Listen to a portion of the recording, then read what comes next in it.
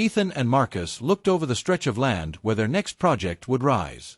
Friends and business partners, they had built their construction firm from the ground up. They studied the blueprints together, combining their skills with hard work and passion. And on site, they worked tirelessly, ensuring every detail met their standard of quality. At home, Ethan scrolled through his phone, watching the lives of men who'd made it. One he knew had started his firm around the same time he and Marcus did, yet was already far ahead. Ethan couldn't help but wonder what they were doing differently. Unable to shake the thought, Ethan reached out to Fred.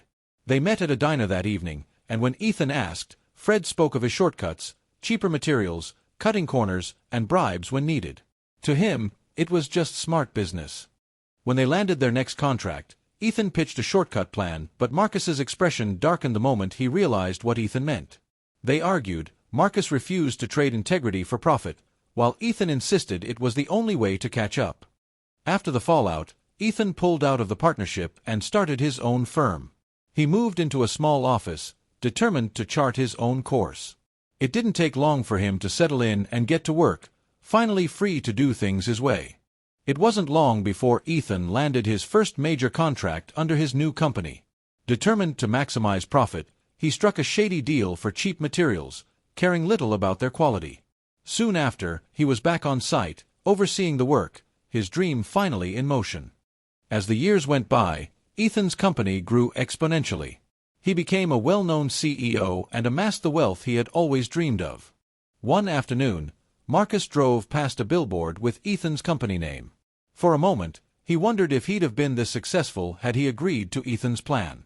But with a quiet sigh, he looked away and drove on. Not long after, Marcus considered the same shortcut for his next project. He studied the plan, tempted by the profit. But after a long pause, he tore it in half. He couldn't do it. Years later, tragedy struck. One of Ethan's skyscrapers collapsed, killing and injuring many. Investigations revealed substandard materials and negligence, and Ethan was arrested, facing charges that could destroy everything he'd built. But over the years, Marcus's company grew through hard work and diligence.